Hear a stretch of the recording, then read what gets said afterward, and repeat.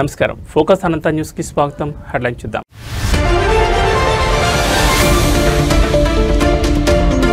AP దేశానికి గేట్వేలా మారుతోంది.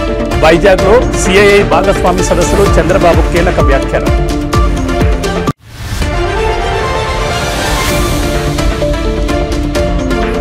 జూబ్లీహిల్స్ లో కాంగ్రెస్ ఘన విజయం. బీఆర్ఎస్ అభ్యర్థి సునీత గోపీనాథ్ పై భారీ మెజార్టీతో గెలుపు.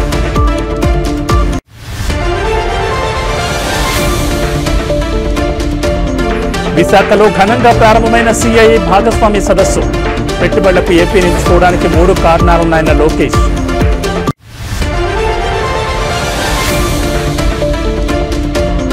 నవీన్ యాదవ్ గెలుపుపై మాకంటి సునీత సంచలన కామెంట్స్. ఆడబిడ్డపై కుట్రలు చేశారని ఆరోపణ.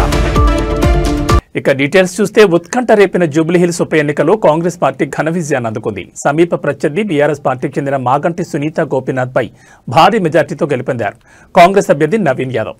దాదాపు 25,000 ఓట్ల మెజార్టీతో విజయం సాధించారు నవీన్ యాదవ్. అయితే ఉప ఎన్నికకు సంబంధించిన కౌంటింగ్ ప్రారంభమైనప్పటి నుంచి ఆధిక్యంలోనూ కొనసాగారు Naveen Yadav.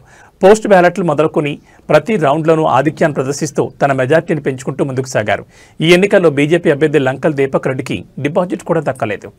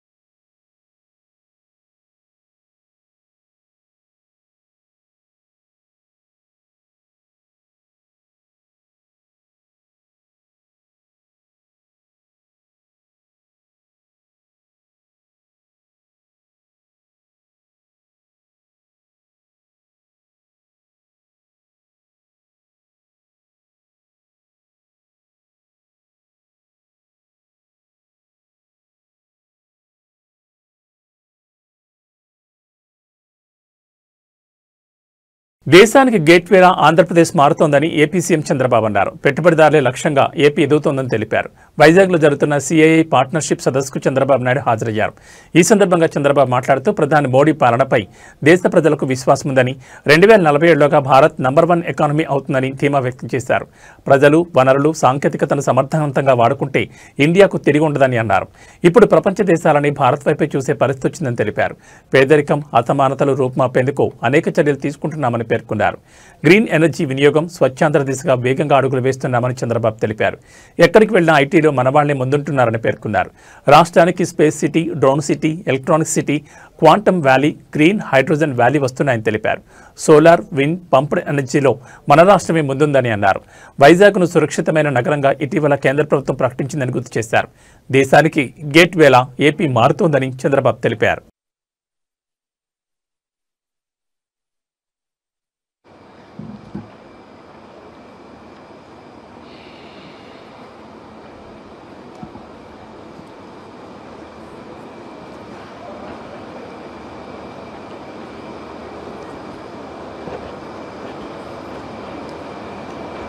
Honorable President of India, Sri C.P. Radhakrishnan Garu, Honorable Governor of Andhra Pradesh, Sri Abdul Nazir Garu, Honorable Union Minister for Commerce and Industry, Government of India, Sri Piyush Goyal Garu, Honorable Union Minister Ram Mohan Naidu Garu, Chandrasekhar Garu, Bhupathi Srinivas Verma Garu, President, Confederation of Indian Industry, Rajiv Memani Garu, Director General, Confederation of Indian Industry, Chandrajit Banerjee Garu, Honorable Ministers from my cabinet, Nara Lokesh Garu, T.G. Bharat Garu, Nadella Manohar Garu, industrialist on the dais, Suchitra Ella Garu, Sanjeev Bajaj Garu, G.M. Rao Garu,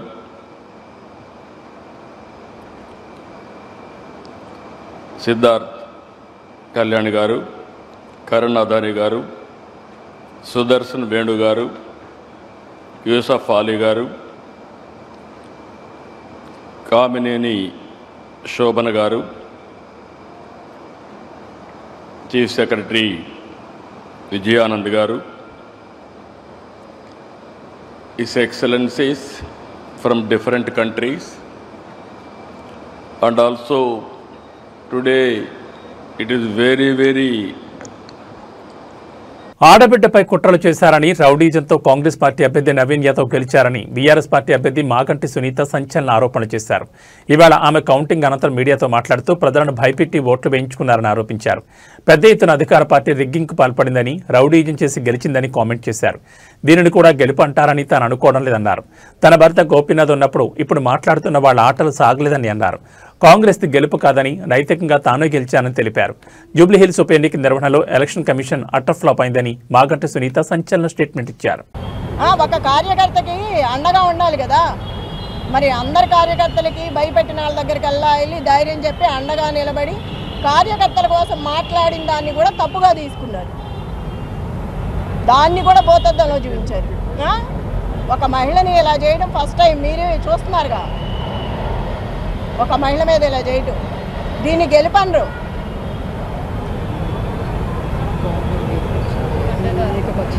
అడ్డదారులు వచ్చి అడ్డంగా చేసి నేను చూసా కదా, మొన్న నేను అడ్డం పడ్డాను, ఎక్కడికక్కడ అడ్డం పడతానే వచ్చాను, చాలా చేసుకుంటూ వచ్చాము. అది కూడా లేడీస్ని చేసుకొచ్చాం, అన్ని చోట్ల లేడీస్నే చేసాము.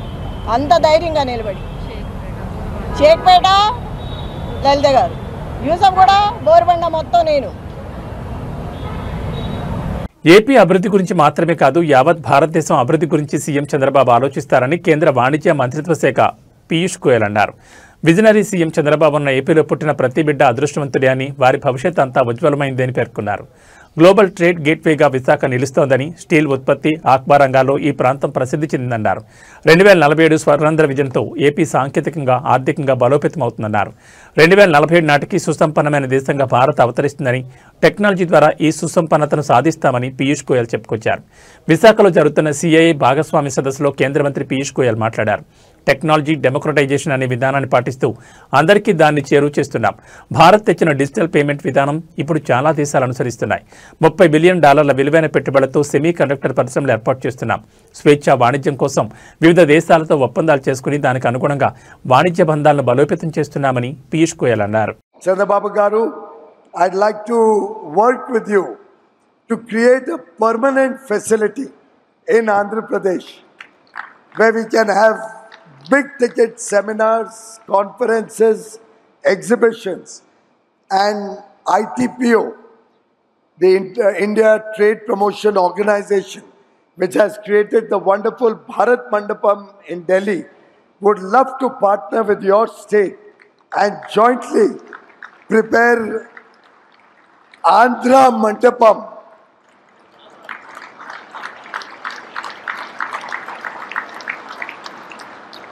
so that in the years to come, our partnership summit will not be under a marquee or a tent or temporary facilities, but will be at a world-class convention center, befitting your leadership and the talent and the wonders that Andhra Pradesh offers to the world. Inspired by Chanakya's Arthashastra, I present three pillars that define Bharat's approach to navigating the new geo-economic order. One, prosperity through technology. India's technology story is one of democratization and trade. It talks of scale and speed. It focuses on talent and skill. To our international partners, India offers not just a market, but partnership for shared prosperity and mutual growth. Our young, aspirational engineering talent, our digital infrastructure, and our vibrant startup ecosystem provide the perfect launchpad for globally scalable solutions. Second, trust through righteousness, Vishwas through Dharma. In the new geo-economic order, trust is the most valuable currency. India has emerged. పెట్టుబడులకు AP ఎందుకు అత్యంత అనుకూలమైన గమ్యస్థానమో రాష్ట్ర IT విద్యాశాఖ మంత్రి నారా లోకేష్ వివరించారు. రాష్ట్రంలో అనుభవజ్ఞమైన నాయకత్వం, వేగవంతమైన పాలన, కేంద్ర రాష్ట్ర ప్రభుత్వాల సమన్వయం ఉన్నాయని, పెట్టుబడిదారులు ఎలాంటి సందేహాలు లేకుండా ముందుకు రావచ్చని ఆయన భరోసా ఇచ్చారు. విశాఖపట్నంలోని ఏయూ ఇంజనీరింగ్ కాలేజ్ గ్రౌండ్స్లో కూటమి ప్రభుత్వం ప్రతిష్టాత్మకంగా నిర్వహిస్తున్న 30వ సిఐఐ భాగస్వామి సదస్సు ఘనంగా ప్రారంభమైంది. ఉపరాష్ట్రపతి సిపి రాధాకృష్ణన్ ఈ సదస్సును ప్రారంభించారు. ఈ సందర్భంగా ఏర్పాటు చేసిన సభలో మంత్రి లోకేష్ మాట్లాడుతూ, ప్రపంచ ఆర్థిక వృద్ధికి భారతదేశం ఇంజన్గా నిలుస్తున్న తరుణంలో సిఐఐ సదస్సుకు ఏపీ ఆతిథ్యం ఇవ్వడం గర్వకారణంగా ఉందని అన్నారు. పెట్టుబడుల కోసం ఏపీని ఎందుకు ఎంచుకోవాలని చాలామంది నన్ను అడుగుతారు. అందుకు ప్రధానంగా 3 కారణాలున్నాయి. మొదటిది అనుభవం, దార్శనికత కలిగిన సీఎం చంద్రబాబు నాయకత్వం. ఒక రాజకీయ నాయకుడికి వారసత్వాన్ని నిర్మించే అవకాశం జీవితంలో ఒక్కసారి వస్తుంది. కానీ రాష్ట్ర ప్రజలు చంద్రబాబుకు అమరావతి, విశాఖపట్నం రూపంలో రెండో వారసత్వాన్ని నిర్మించే అవకాశం ఇచ్చారని లోకేష్ పేర్కొన్నారు. Requesting him to kindly address us.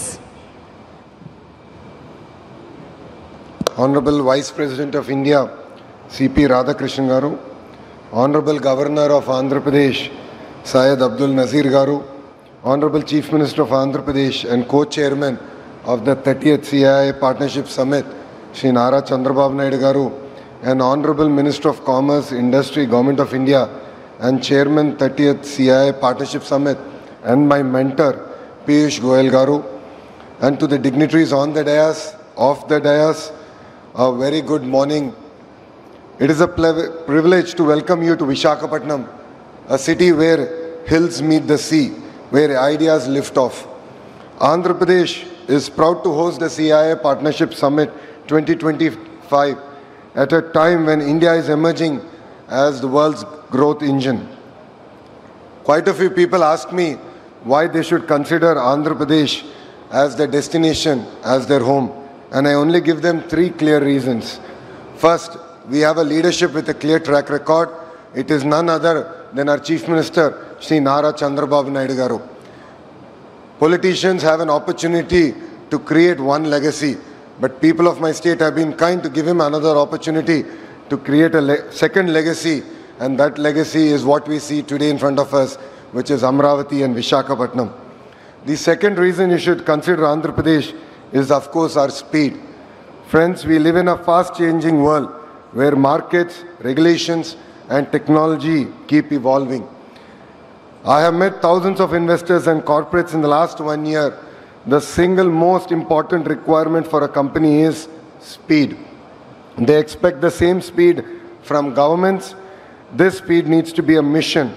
We need to grant land, permits, approvals, incentives with a speed that the project can take off and serve the markets.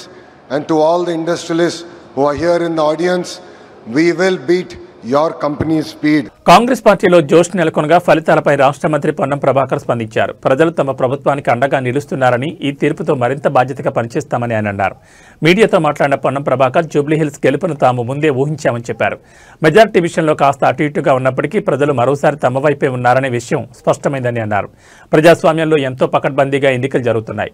ముఖ్యంగా హైదరాబాద్లో రిగ్గింగ్ అనే పరిస్థితి ఉండదు. ప్రతిపక్షాలు చేస్తున్న ఆరోపణలు కేవలం దుష్ప్రచారం మాత్రమే అని ఆయన కొట్టిపారేశారు. పోలింగ్ ముగిసే సమయంలో బీఆర్ఎస్, బీజేపీ శ్రేణులు తమ పార్టీ కార్యాలయం మీదకు దాడికి వచ్చాయని కూడా ఆయన ఆరోపించారు. ఆర్థిక ఇబ్బందులు ఉన్నప్పటికీ తమ ప్రభుత్వం అందిస్తున్న సంక్షేమ పథకాలే ఈ ఆధిక్యానికి కారణమని పొన్నం ప్రభాకర్ వివరించారు. సన్న బియ్యం, కొత్త రేషన్ కార్డుల పంపిణీ, 200 యూనిట్ల వరకు ఉచిత విద్యుత్, మహిళలకు వడ్డీ లేని రుణాలు, ఆర్టీసీ బస్సుల్లో మహిళలకు ఉచిత ప్రయాణం, ఇందిరమ్మ ఇళ్లు, ఉద్యోగ నియామకాలు వంటి కార్యక్రమాలకు ప్రజల నుంచి విశేష స్పందన లభిస్తోందన్నారు.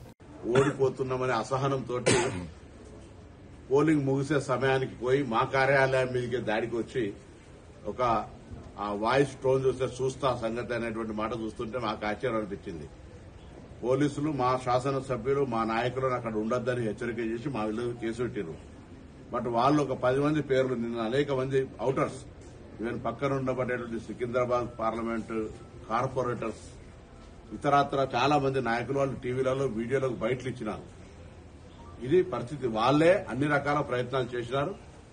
అసహనంతో వాళ్ళు ఓడిపోతున్న దానికి కారణం చూపెట్టుకోలేక ఈ కారణం చూపెడుతున్నారని భావిస్తున్నారు. ఇంత ఒకసారి పోలింగ్ సరళి తెలిసినట్టయితే నియోజకవర్గం మొత్తంగా అట్లా ఒకటో వారా అటు ఇటు ఎక్కడైనా ఉన్నా కూడా టోటల్ ఓవరాల్ గా కాంగ్రెస్ పార్టీకి మెజారిటీతో గెలుస్తాం. ముందు నుంచి చెప్తున్నట్టుగా బీజేపీకి 10,000 ఓట్లు రావన్నాం. కిషన్ రెడ్డి అక్కడ ఎంపీ, కేంద్ర మంత్రి, టీఆర్ఎస్ తోటి కుమ్ముక్కండి అని చెప్పినాం. తన పార్లమెంటు గెలవడానికి సహకరించిన బీజేపీకి, బీఆర్ఎస్ కు ఈ శాసనసభ సీటు గురుదక్షిణ కింద ఇచ్చిందని ముందు నుంచి అంటున్నాం. ఇవాళ ఓడిపోయాడు కాబట్టి మేము గెలుస్తున్నాం కాబట్టి అంటలేదు, నేను ముందు నుంచి చెప్తున్నా. దీనికి కిషన్ రెడ్డి గారు జవాబు చెప్పారు. ఇప్పటికైనా ఇటువంటి కొల్యూడ్ పాలిటిక్స్, ఢిల్లీలో దోస్తీ గల్లీలో కుస్తీ ఉండే, ఇప్పుడు ఢిల్లీలో దోస్తీ గల్లీలో దోస్తీ ఇప్పుడు దోస్తీ అయింది. అయినా తెలంగాణ రాష్ట్ర ప్రయోజనాల కొరకు మీరు తెలంగాణ ప్రభుత్వానికి సహకరిస్తే మంచిది, లేకపోతే తెలంగాణ ప్రజలు మీ ఆఫీస్ తాళం వేసే రోజు వస్తుంది. జూబ్లీహిల్స్ ఉప ఎన్నికల్లో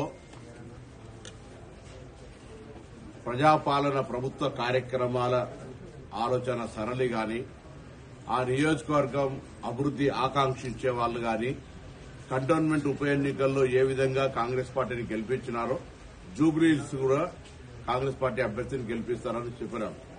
కొంత సానుభూతితోటో లేదా టీఆర్ఎస్ డైవర్షన్ పాలిటిక్స్ చేయడం ద్వారానో మహిళలను వారు ఒక సెంటిమెంట్ వాడుకోవడానికి అన్ని రకాల ప్రయత్నం చేసినప్పటికీ కాంగ్రెస్ పార్టీ తీసుకున్నటువంటి సన్న బియ్యం కావచ్చు, రేషన్ కార్డుల పంపిణీ కావచ్చు, 200 యూనిట్ల ఉచిత విద్యుత్ కావచ్చు, మహిళలకు ఆర్టీసీ బస్ ఉచిత ప్రయాణం కావచ్చు, అనేక మంది ఉద్యోగ నియామకాలు కావచ్చు, వడ్డీ లేని రుణాలు కావచ్చు, రైతాంగానికి గ్రామీణ ప్రాంతాల్లో తీసుకుంటున్న నిర్ణయాలు కావచ్చు, ఇందిరమ్మ ఇళ్లు కావచ్చు, ఇటువంటి అనేక కార్యక్రమాలు ఇంత ఆర్థిక సంక్షోభం ఉన్నప్పటికీ చేయగలుగుతున్నారనేటువంటి ప్రజల ఆలోచన ప్రకారంగా ఓటింగ్ సరళి కనబడుతూ ఉంది.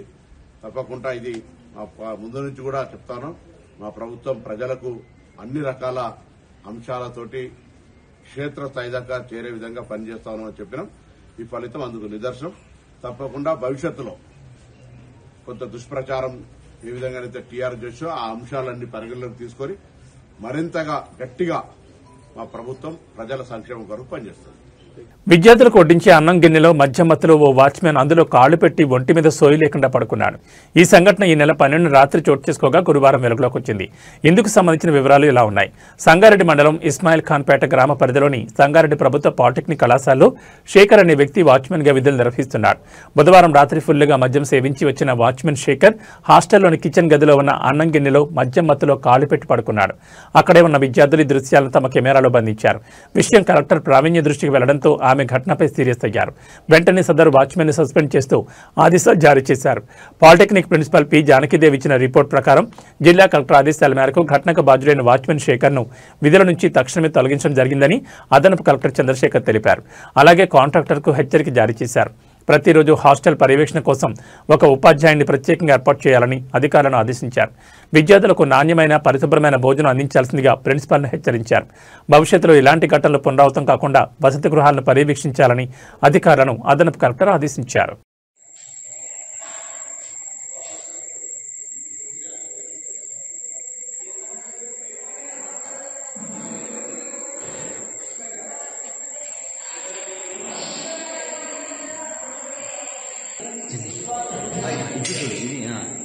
మంచిది.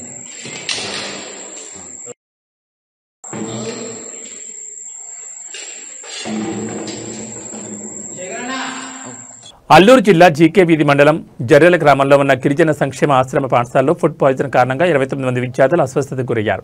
పాఠశాలలో సుమారు 280 మందికి పైగా విద్యార్థులు చదువుతున్నారు. అయితే వారందరూ బుధవారం రాత్రి భోజనం చేశారు. ఈ క్రమంలో భోజనం చేసిన వారిలో 29 మంది వాంతులు విరేచనాలతో అస్వస్థతకు గురైనట్లు విద్యార్థుల తల్లిదండ్రులు తెలిపారు. వెంటనే అస్వస్థతకు గురైన విద్యార్థులను సిబ్బంది చికిత్స నిమిత్తం సమీప ప్రాథమిక ఆరోగ్య కేంద్రానికి తరలించారు. ప్రస్తుతం విద్యార్థులు కోలుకుంటున్నారని, ఎలాంటి ప్రాణాపాయం లేదని వైద్యులు తెలిపారు.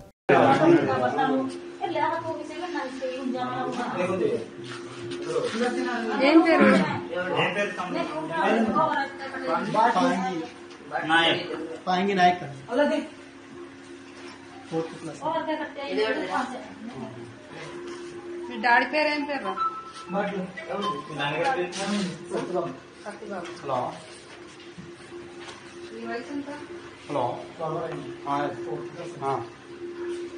జర హాస్పిటల్ కొన్నాను వంశీ గారు అది రూమ్ లో ఉన్నాను. బాటిల్ ఎక్కించి ఇప్పుడు బెడ్ లో కాదు కదా తీసుకెళ్ళారు బయట తీసుకెళ్ళారు. అక్కడ సెలెన్స్ ఎక్కిస్తున్నామండి. ఇప్పుడు బెడ్ లో కాలు లేక స్కూల్ తీసుకెళ్లారు. ఇప్పటికే దేశ రాజధాని ఢిల్లీలో జరిగిన బాంబు బ్లాస్ట్ కలకలం సృష్టించిన విషయం తెలిసిందే. తాజాగా మరో బిగ్ అలర్ట్ వచ్చింది. ఒకేసారి 2 విమానాలకు బాంబు బెదిరింపు మెయిల్ రావడంతో ఎయిర్పోర్ట్ సిబ్బంది అప్రమత్తమైంది. అబుదాబి నుంచి శంషాబాద్ ఎయిర్పోర్ట్ వస్తున్న ఇండిగో విమానం, లండన్ నుంచి శంషాబాద్ ఎయిర్పోర్ట్కు వస్తున్న బ్రిటిష్ ఎయిర్లైన్స్ విమానాలకు బాంబు బెదిరింపు మెయిల్స్ వచ్చాయి. బాంబు బెదిరింపు మెయిల్స్ రావడంతో ఇండిగో విమానాన్ని ముంబైకి దారి మళ్లించారు అధికారులు. లండన్ నుంచి వస్తున్న బ్రిటిష్ ఎయిర్లైన్స్ విమానాన్ని సమయానికన్నా ముందుగానే అత్యవసర ల్యాండింగ్ చేశారు. శంషాబాద్ ఎయిర్పోర్ట్లో అత్యవసర ల్యాండింగ్ అయిన బ్రిటిష్ ఎయిర్లైన్స్ విమానంలో నుంచి ప్రయాణికులను త్వరగా దింపేశారు. విమానాన్ని శంషాబాద్ ఎయిర్పోర్ట్లోని ఐసోలేషన్ సెంటర్కు తరలించి బాంబ్ స్క్వాడ్, డాగ్ స్క్వాడ్లతో తనిఖీలు నిర్వహిస్తున్నాయి సిఐఎస్ఎఫ్ బలగాలు. దేశ రాజధాని ఢిల్లీలో బాంబు పేలుడు అనంతరం శంషాబాద్ ఎయిర్పోర్ట్లో తనిఖీలు ముమ్మరం చేశారు. తరచుగా బాంబు బెదిరింపు కాల్స్ రావడంతో మరింత తనిఖీలు చేపడుతున్నారు.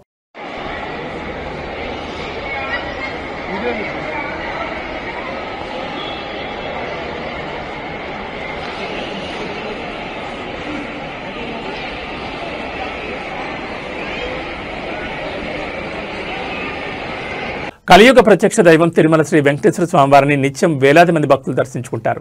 తిరుమలలో భక్తుల రద్దీ కొనసాగుతోంది. ఈ క్రమంలో నేడు శ్రీవారి దర్శనానికి 12 గంటల సమయం పడుతోంది. ఈ తరుణంలో శ్రీవారి సర్వదర్శనం కోసం భక్తులు 24 కంపార్ట్మెంట్లో వేచి ఉన్నారు. తిరుమల భక్తులకు ఎటువంటి ఇబ్బందులు పడకుండా అన్ని చర్యలు తీసుకుంటున్నామని టీటీడీ అధికారులు తెలిపారు. క్యూ లైన్లోని భక్తులకు శ్రీవారి సేవకుల ద్వారా అన్నప్రసాదం, పాలు, త్రాగునీరు అందిస్తున్నారు. నిన్న శ్రీవారిని 62,129 మంది భక్తులు దర్శించుకున్నారు. 21,026 మంది తలనీలాలు సమర్పించుకున్నారు.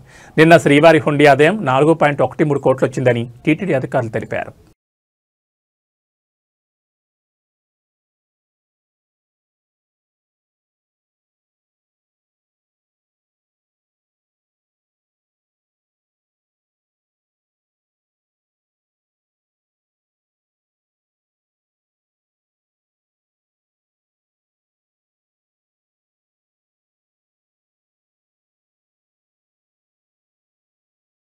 ఇవి బులెటిన్ విశేషాలు. మరో బులెటిన్లో మళ్ళీ కలుసుకుందాం. నమస్కారం.